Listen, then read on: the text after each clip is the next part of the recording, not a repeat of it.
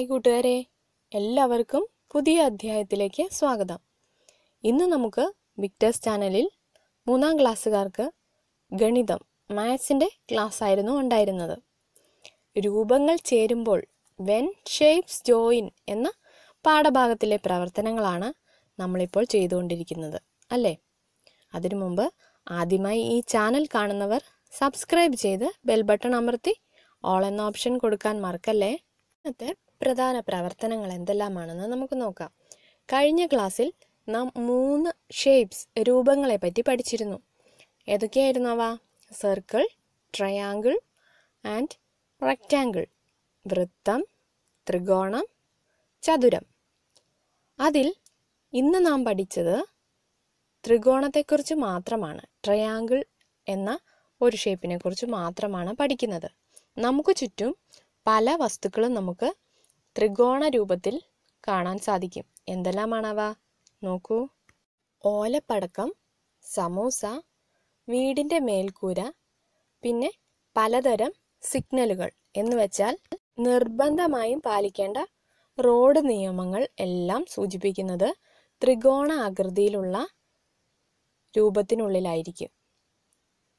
ഇനിയും പലതരം പലഹാരങ്ങളും വസ്തുക്കളുമെല്ലാം ത്രികോണാകൃതിയിൽ കാണുന്നുണ്ട് അല്ലേ? കഴിഞ്ഞ ക്ലാസ്സിൽ അങ്ങനെയുള്ളവ നാം കണ്ടിരുന്നു.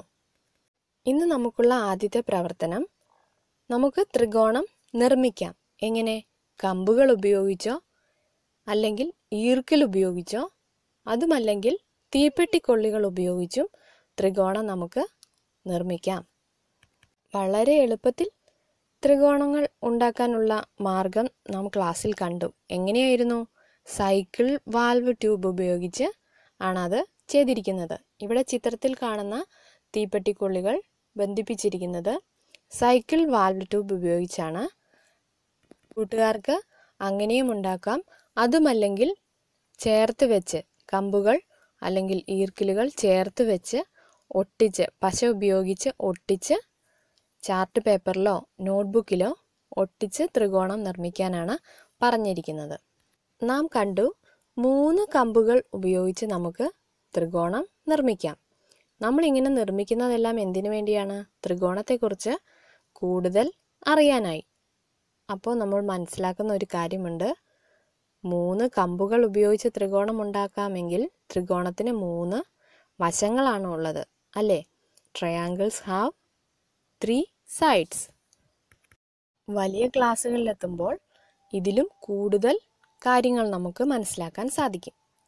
അടുത്ത പ്രവർത്തനം നമുക്ക് നോക്കാം. അടുത്ത പ്രവർത്തനം, പേപ്പറിൽ ത്രികോണ രൂപം വരച്ച് വെട്ടിയെടുത്ത് ഒട്ടിക്കുക.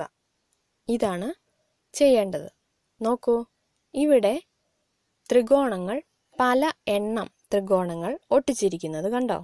ഇങ്ങനെ ഒട്ടിച്ച് നമുക്ക് നക്ഷത്രം പോലെയുള്ള വളരെ മനോഹരങ്ങളായ ചിത്രങ്ങളും ഉണ്ടാക്കാം.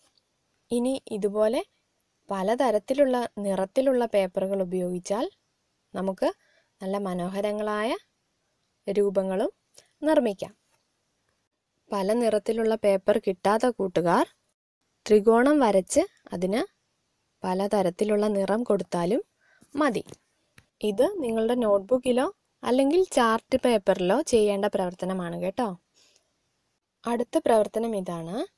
നിങ്ങളുടെ നോട്ട്ബുക്കിലോ അല്ലെങ്കിൽ ചാർട്ടിലോ തീപ്പെട്ടിക്കൊള്ളികൾ ഒട്ടിച്ച് ഇതുപോലെ നല്ല മനോഹരങ്ങളായ രൂപം ഉണ്ടാക്കുക.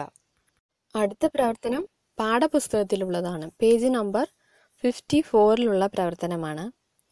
നോക്കൂ, വിനുവും കൂട്ടുകാരും ഉണ്ടാക്കിയ രൂപങ്ങൾ നോക്കൂ. ത്രികോണങ്ങളും ചതുരങ്ങളും ചേർത്ത് വെച്ച് പല രൂപങ്ങൾ ഉണ്ടാക്കുകയും വരയ്ക്കുകയും ചെയ്യാം. നിറം കൊടുത്ത് ഭംഗിയാക്കൂ. Look at the shapes made by Vinu and his friends. We can make and draw many shapes by joining triangles and rectangles. Color these pictures and make it beautiful. ഇവിടെ നിങ്ങൾ ഈ ചിത്രങ്ങൾക്ക് വ്യത്യസ്ത നിറം കൊടുത്ത് ഭംഗിയുള്ള രൂപങ്ങളാക്കി മാറ്റുക. നാം ക്ലാസ്സിൽ കണ്ട ചിത്രങ്ങൾ തന്നെയാണ് ഇവിടെയും കാണുന്നത്.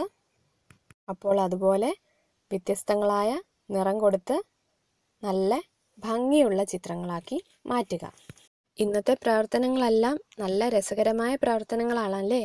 കൂട്ടുകാരെല്ലാം വേഗം ചെയ്ത് അതിൻ്റെ ഫോട്ടോ എടുത്ത് ടീച്ചർക്ക് അയച്ചു കൊടുക്കുക. ഇന്നത്തെ ക്ലാസ് ഇഷ്ടമായെങ്കിൽ ലൈക്ക് ചെയ്യാനും കമൻറ്റ് ചെയ്യാനും, നിങ്ങൾക്ക് ഉപകാരപ്പെട്ടെങ്കിൽ നിങ്ങളുടെ കൂട്ടുകാർക്ക് ഷെയർ ചെയ്യാനും മറക്കരുത് കേട്ടോ. എല്ലാവർക്കും നല്ലൊരു ദിവസം ആശംസിച്ചുകൊണ്ട് നിർത്തുന്നു. Thank you.